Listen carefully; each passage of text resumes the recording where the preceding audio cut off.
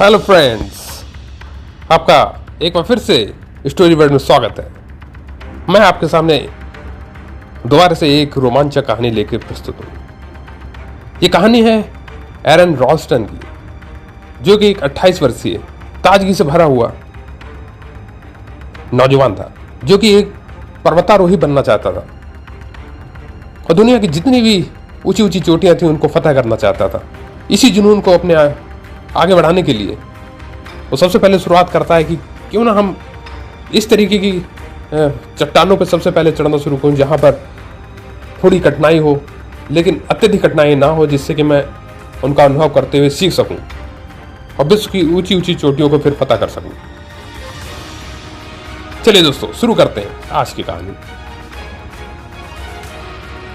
अप्रैल 2003 में एक उत्साही पर्वतारोही एरन रॉल्स्टन घर में किसी को भी बिना बताए यूटा की कैनियन लैंड्स नेशनल पार्क में एक लंबी पैदल यात्रा पे निकल जाता है। जब वो अपने घर से निकलता है तो अपनी एक गाड़ी रखता है और साथ में उसमें एक साइकिल भी रख लेता है, लेकिन अभी तक उसने घर में किसी को भी सूचना नहीं दी थी कि वह कहां जा रहा है। वो जानता था कि वो जहां जा रहा है वहां 2 दिन के बाद वो लौट के चला आएगा, या संभवतः उसी दिन लौट के चला आता। लेकिन उसे नहीं पता था कि उसका यह निर्णय जो घर में बिना बताए जा रहा है उसको जीवन भर परेशान करने वाला था।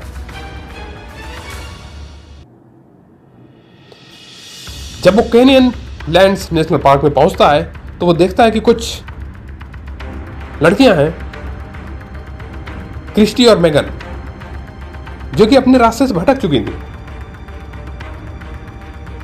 लेकिन चूंकि एरन रॉल्स्टन अभी अभी कैनियन लैंड्स में प्रवेश किया हुआ था तो उसे जानकारी थी कि वो किधर से उधर जाना है। उसे वो उन दोनों महिलाओं को मार्गदर्शन करते हुए बता देता है कि कौन सा रास्ता है जहां से आप बाहर निकल सकते हैं।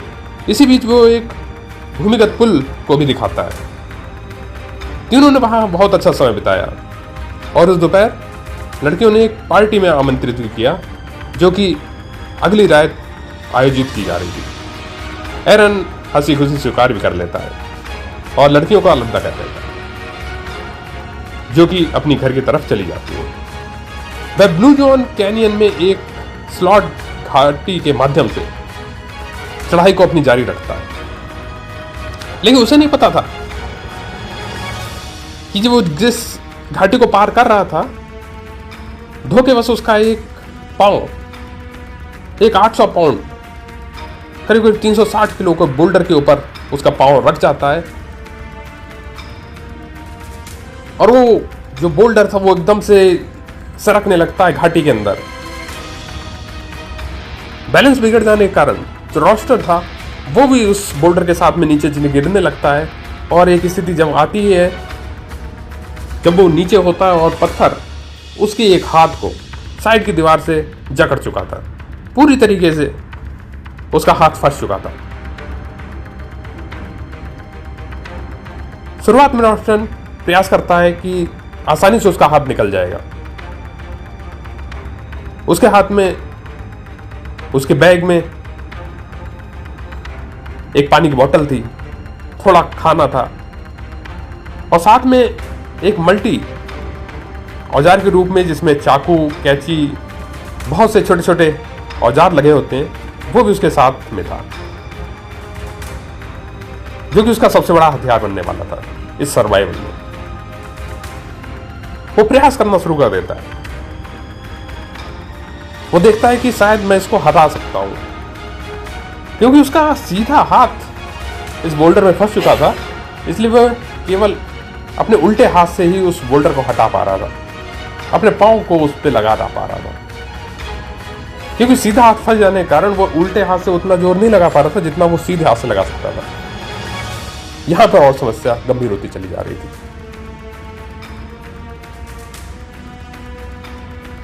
उस दिन शाम होते होते वो बहुत प्रयास करता रहता है, मदद के लिए गुहार भी लगाता रहता है, शायद उसे कोई ऊपर कोई सुन सकता है। लेकिन चूंकि ये कैनियन बहुत विशाल क्षेत्र में फैला हुआ था और जहां वो फंसा हुआ था वो एक संकरी घाटी थी अगर कोई हेलीकॉप्टर ऊपर से भी निकलता या कोई व्यक्ति भी निकलता तो उसको देखना बहुत ही मुश्किल था। ऊपर से उसके पास केवल एक बोतल पानी था और थोड़ा सा खाना। वो थोड़ा थोड़ा खाना शुरू करता है, थोड़ा पानी पी लेता है,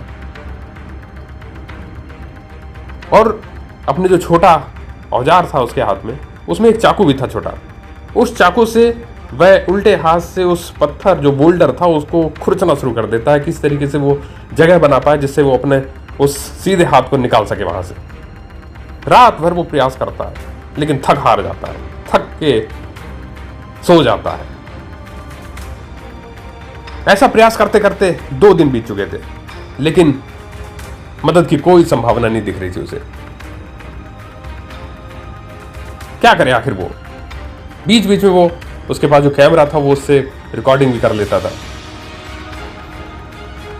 वो जानता था कि अगर वो बच जाएगा तो वो अपने इस वीडियो को अपने परिवार को दिखाएगा जाके।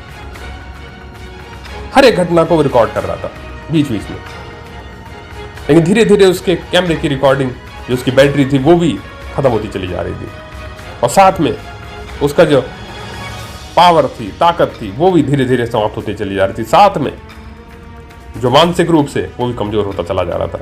उसे लग रहा था शायद अब बचना मुश्किल है, क्योंकि उसके पास खाना और पानी दोनों समाप्त हो चुके थे। 2 दिन के बाद तीसरे दिन उसे लगता है कि हाँ ऊपर से कुछ बारिश आई हल्की फुल्की। वो कोशिश करता है अपनी बोतल को खोलता है, अपना मुंह खोलता है जिससे उसको अपनी प्यास बुझा सके। नहीं, कितना पानी आ सकता है आप भी जान सकते हैं ऐसी स्थिति में। धीरे धीरे स्थिति ऐसी बन जाती है कि वो अपने यूरिन को भी इकट्ठा करता है जिससे अपनी प्यास बुझा सके।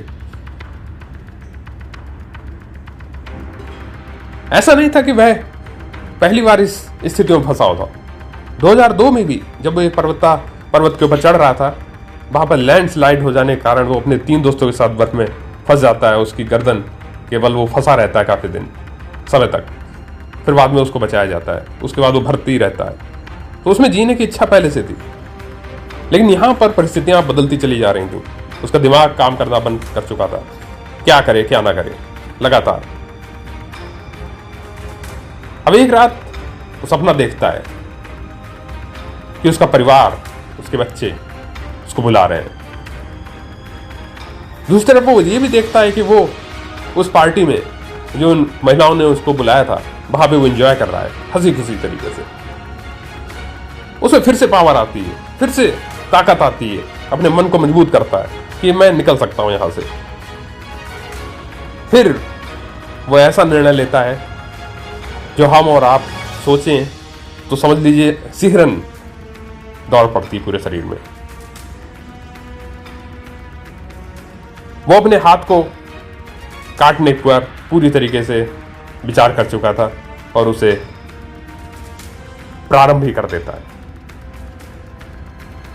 पहले वो अपने उस चाकू से अपनी स्किन को काटने की कोशिश करता है। उसका चाक क्योंकि पत्थर से रगड़ रगड़ के उतना पैना नहीं रह गया था, उसकी खाल कटने में दिक्कत हो रही थी, लेकिन फिर भी वो लगातार अपने हाथ को काटने लगता है। उल्टे हाथ से अपने हाथ को काट रहा है लगातार। चाकू में इतनी धार नहीं थी कि वो उसकी हड्डी को ही काट सकता था, जानता था वो इस चीज को, लेकिन जब वो पूरी तरीके से अपने मांस को काटने में सफल हो जाता है तब वो एक जोर लगा करके, पूरी ताकत लगा करके अपनी उस हड्डी को, सीधे हाथ की हड्डी को दूसरी तरफ मोड़ करके तोड़ देता है। उसका जितने भी उसके लिगामेंट जुड़े हुए थे वो उसको उस चाकू से धीरे धीरे काट काट करके अपने शरीर से अलग कर देता है।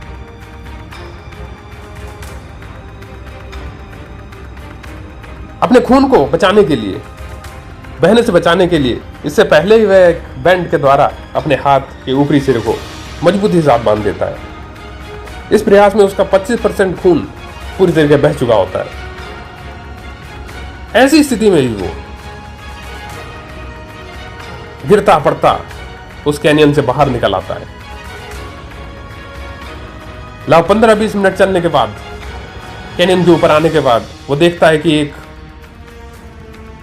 परिवार में 2 लोग सामने से चले आ रहे हैं। उसे आशा एक निर्णय दिखती है और उनके पास जाते जाते वो लड़खड़ाता और उनके पास गिर पड़ता है, अपनी परिस्थिति को बताता है। तुरंत ही वो हेल्पलाइन को फोन करते हैं उनके पास क्योंकि फ़ोन था, और 15-20 मिनट के बाद तुरंत ही एक हेलीकॉप्टर उनके बचाव के लिए आ जाता है और इसको अस्पताल में भर्ती करा दिया जाता है। 127 घंटे के बाद वो इस कैनियन से बाहर निकला था और अस्पताल में लगभग 3 दिन और महीनों तक इलाज होने के बाद वो पूरी तरीके से फिट हो जाता है। 25 अप्रैल 2003 को जब ये मैकेनिकल इंजीनियर कैनियन में अपने सफर को शुरुआत करता है तो उस समय इसकी उम्र केवल 28 वर्ष थी, ऊर्जा से भरा हुआ। लेकिन इसी जिज्ञासा के कारण अंत में सफल होता है और इसी सर्वाइवल के ऊपर एक पिक्चर ही बनाई जाती है जो 127 आवर्स आगे जाकर के बहुत ही प्रसिद्ध होती है। और आज के समय पर भी एलन बहुत बड़े बड़े सेमिनार्स में जाकर के अपनी इस कहानी को बताते हैं और बताते हैं कि कभी भी जीवन में हार नहीं माननी चाहिए, हमेशा आगे बढ़ने के लिए प्रयासरत रहना चाहिए। परिवार आपके लिए बहुत मजबूती प्रदान करता है, उसको याद करिए, आप जीवन की किसी भी ऊंचाइयों को प्राप्त कर सकते हैं। दोस्तों, हमारे इंडिया में भी बहुत से जाबाज सुपर हीरोज हुए हैं जिनकी रोचक कहानियां मैं आपके सामने लेकर के बहुत जल्दी उपस्थित होऊंगा। तब तक के लिए बने रहिए स्टोरी वर्ल्ड के साथ। बाय।